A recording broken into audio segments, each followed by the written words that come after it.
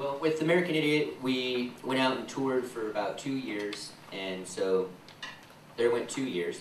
Then after that, we went home and started living life, hanging out with our friends and families, and basically getting right back into the studio, writing songs, jamming, stuff like that. So, and we just wanted to make an ambitious record. We wanted to make the best record of our career, so we just really went for it and took our time.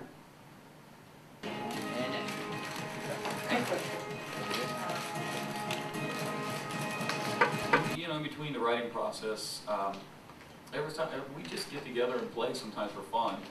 And we got together and we drank a lot of wine one night and wrote a bunch of songs, kind of early British invasion garage type songs, and had a blast with that. And we didn't really expect to do anything with it. We just kind of wanted to throw it out and have a little fun with it. And I think it's nice, nice little in-between thing. We got to do a little summer vacation 2-week tour and then get back to work with 21st Century Breakdown.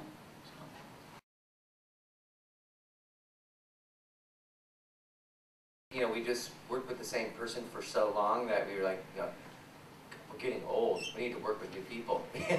So we, we talked to Linda Perry a little bit just to go into a completely different direction, and she was really cool, but she wasn't right for the project. And then we knew that Butch was capable of making a great record. So, and he seemed like the only person that wasn't intimidated by working like, especially after the success of the last record.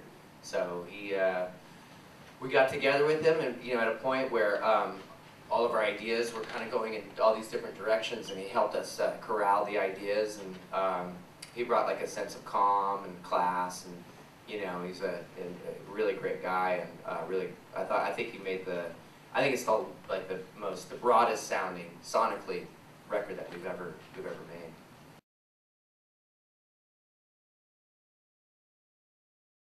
We headed into like a drastically new direction with American Idiot, and I think now we're, I think we were just inspired just to kind of keep going further, but musically, and going into deeper territory, musically, and really playing with dynamics more and stuff like that. And it was 21st Century Breakdown.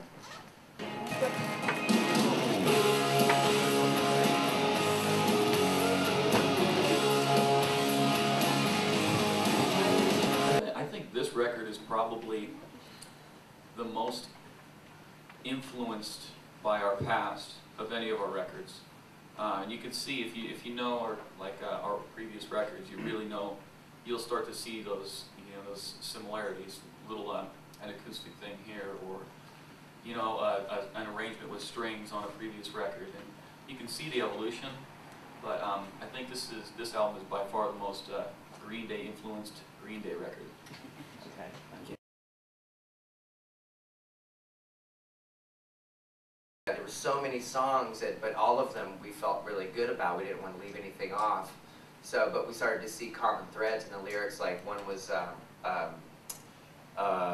Heroes and Cons, and then Charlatans and Saints, and then Horseshoes and Hand Grenades. And they just seemed to maybe have a creative different theme for those particular songs in those sections.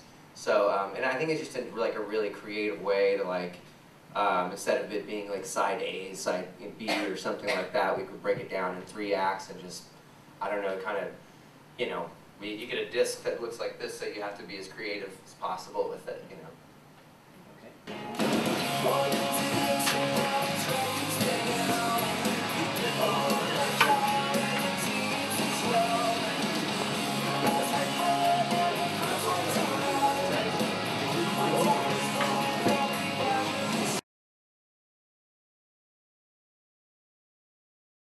I think it's all just kind of based in dynamics, musically, I think the first act kind of goes into just really sort of,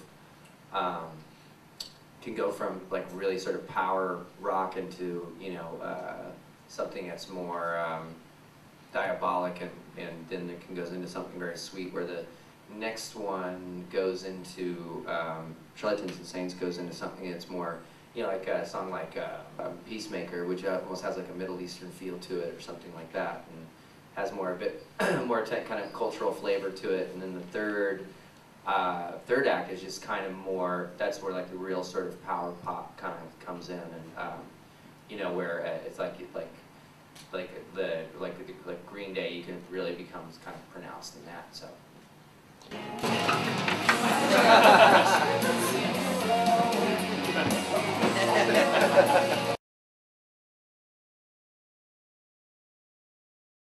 Records are not easy to make, and especially when you're being so critical of yourself. So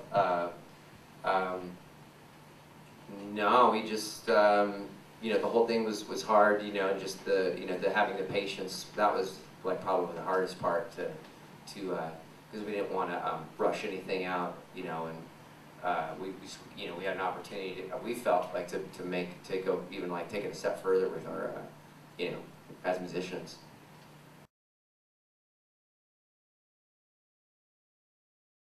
There's a certain amount of pressure for sure that's undeniable, but I think the only thing you could do is use it as something that's positive, and hopefully use it like as fuel to be better than you were before, you know. But yeah, it's there. It just depends on what you do with it, you know. And the best thing to do is not to deny it, you know.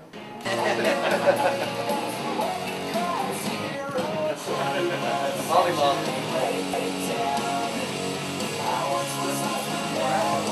All right, thank you.